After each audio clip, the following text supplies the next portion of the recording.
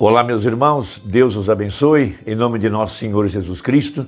Estamos aqui para trabalhar juntos, eu e você, por esta causa preciosa, a causa do Evangelho, pela qual estamos trabalhando diariamente para viver determinadamente de cada palavra que sai da boca de Deus. Nós estamos supostos a obter o mesmo poder da igreja pentecostal, o mesmo poder com que operou o profeta. Agora, nós não estamos apenas atrás do poder, estamos atrás daquela vida sobrenatural, veja, de ter comunhão perfeita com o Espírito Santo, ter Deus morando dentro de nós. Para tanto, nós precisamos amar a palavra e amar o Senhor Jesus Cristo de todo o nosso coração. Nós não estamos aqui apenas para descobrir com que poder operava o profeta as suas campanhas, com que poder ele curava os enfermos. Não estamos atrás disso apenas para fazer uma grande denominação. O que nós queremos é ter uma comunhão perfeita com Deus, como Adão tinha em Gênesis, para voltar à eternidade. Queremos realmente sermos transformados, de acordo com a promessa, sermos transformados pelo poder da palavra de Deus em ordem.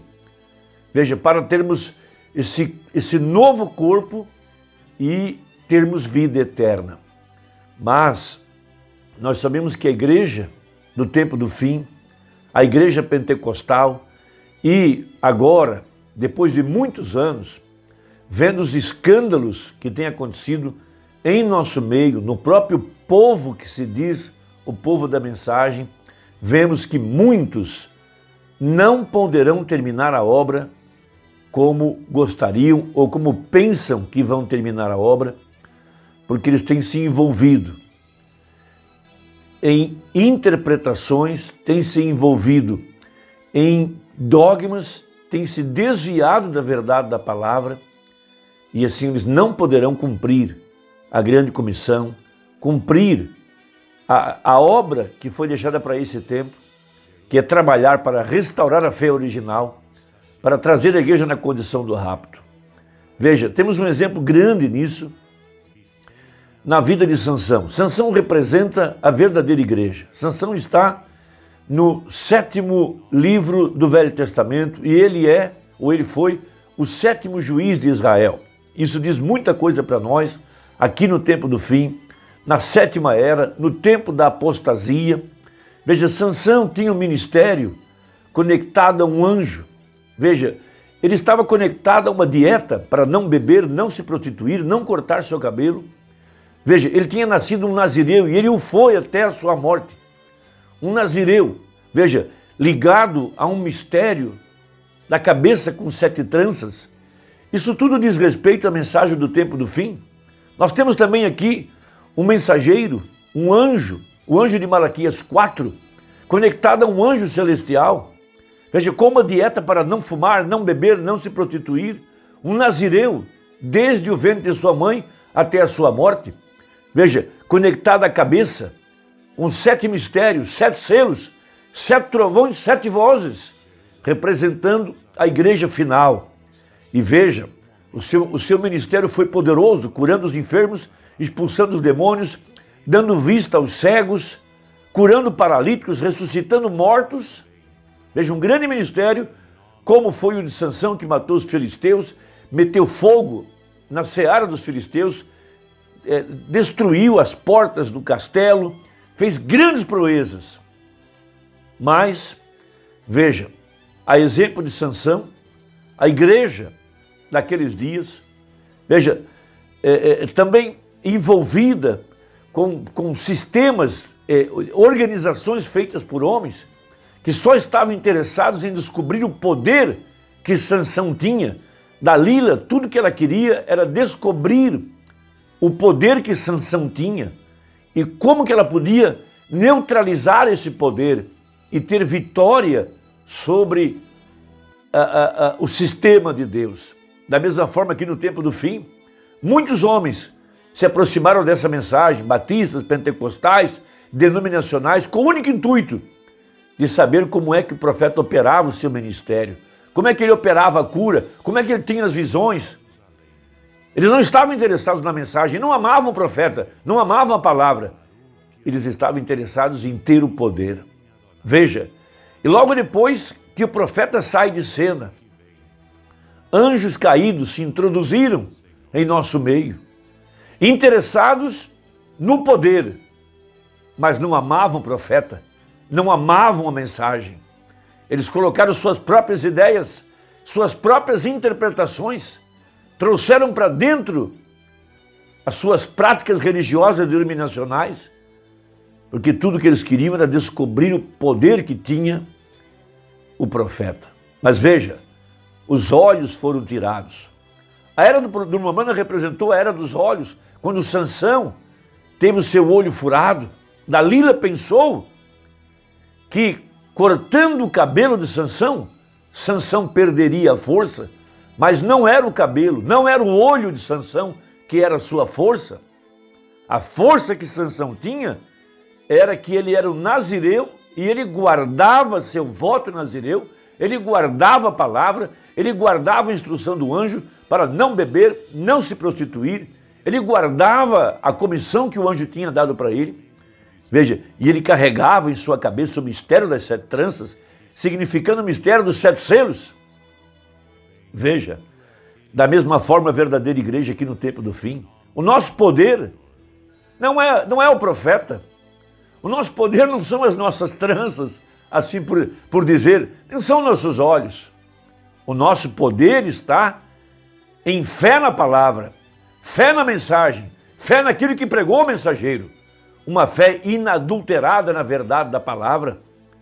Veja o que aconteceu com a mensagem. Muitos homens se valeram dos ensinos do profeta.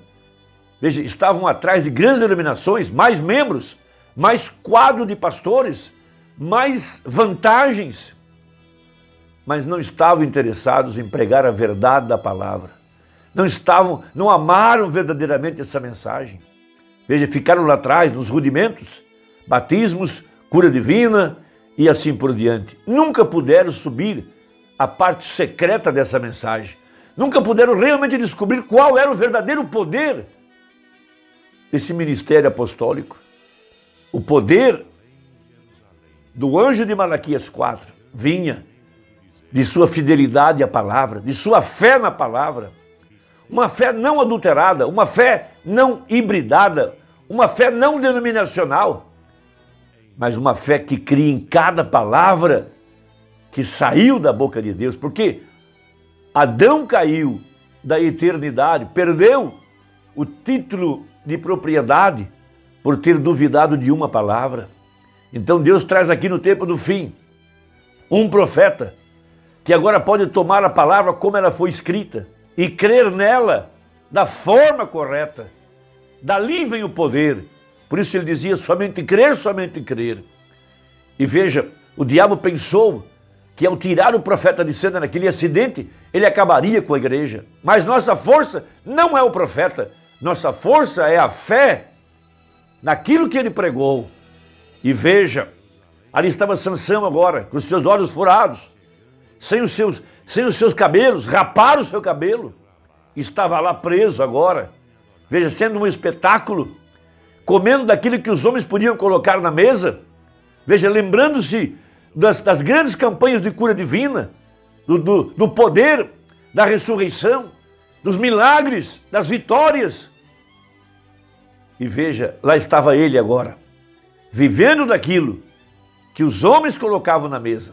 Um tipo da igreja, depois que saiu William Branham de cena, os nossos olhos, depois que a palavra foi revelada, homens que não podiam tomar a palavra, colocaram diante de nós suas interpretações, sua forma denominacional de conduzir a igreja, porque nunca puderam levar a igreja ao verdadeiro segredo, porque não podiam pregar a palavra, porque não lhes estava revelada. Veja, podiam subir a primeira etapa e a segunda etapa, aos rudimentos, mas nunca podiam subir ao lugar secreto, às 7 vozes, os 7 trovões, aquilo que estava além do véu, lá atrás onde estava a glória do Shekinah, lá onde o sangue fala coisas melhores, mais poderosas, mais secretas, mais sublimes, uma comunhão verdadeira com o pilar de fogo. Mas vamos ler a oração de Sansão, porque aqui é onde nós estamos nessa hora. Veja, eles não perceberam que as tranças de Sansão estavam crescendo. O diabo também não está percebendo que a fé da verdadeira igreja está crescendo. Fé nessa mensagem, fé na palavra, cada palavra. Sem fazer vista grossa para nada. Crer em cada parte dela, em cada pedaço, cada vírgula, cada tio, sem acrescentar ou tirar nada, porque aqui está a fonte do nosso poder. Veja, e as tranças estavam crescendo.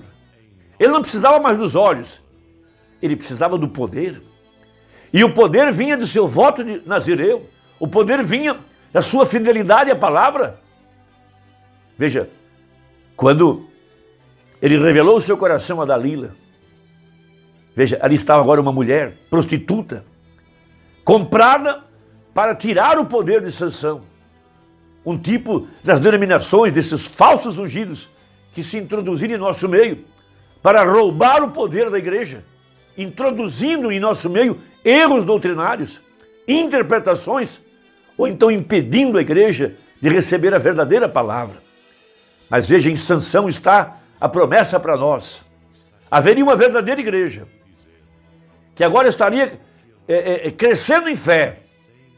E vamos lembrar, havia um moço dirigindo Sansão até onde estavam as colunas sobre as quais o inimigo estava sustentado. O inimigo se sustenta pela dúvida, pela interpretação. O diabo tem poder enquanto a igreja estiver cheia de credos, dogmas, interpretações, dúvidas, medo. Mas há uma igreja em que as tranças estão crescendo. Há um ministério novo, guiando a igreja, a verdadeira fonte do poder. Fé na palavra, fé na inadulterada palavra. Esta é a hora em que nós estamos vivendo. Que Deus possa nos ajudar, amados. Vamos tomar a Bíblia. Em Juízes capítulo 16, verso 28. Então Sansão clamou ao Senhor e disse: Senhor Jeová, peço-te que te lembres de mim e esforça-me agora só esta vez, ó Deus, para que de uma vez me vingue dos filisteus pelos meus 2 olhos.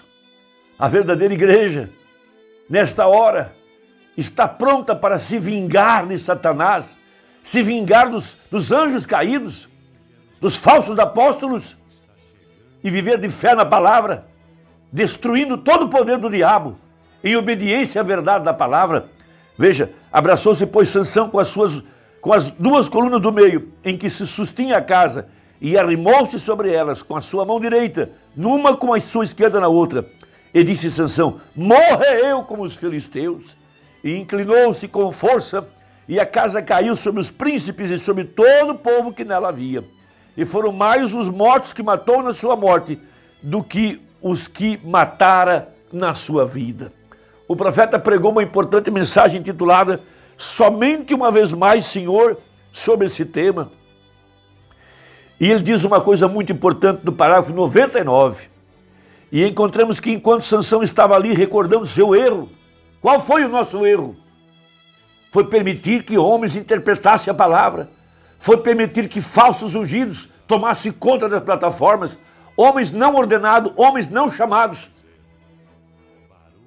que seguraram a verdade, furaram a orelha do povo para não ouvir a verdade. Veja, em sua consciência interna, vendo o que havia feito, que havia falhado com Deus e que também havia falhado com o seu povo, estando aí como um exemplo, pensando no que foi e no que agora era. Quando estava pensando dessa maneira, clamou: ó, se a igreja nessa noite ficasse quieta por um minuto e olhasse para trás, para o dia de Pentecostes, que pudesse recordar onde começou e dar-se conta da condição a qual a tem trazido nossos credos e nossas discussões, e que clamasse de novo. Sansão clamou: Senhor, vinga meus 2 olhos.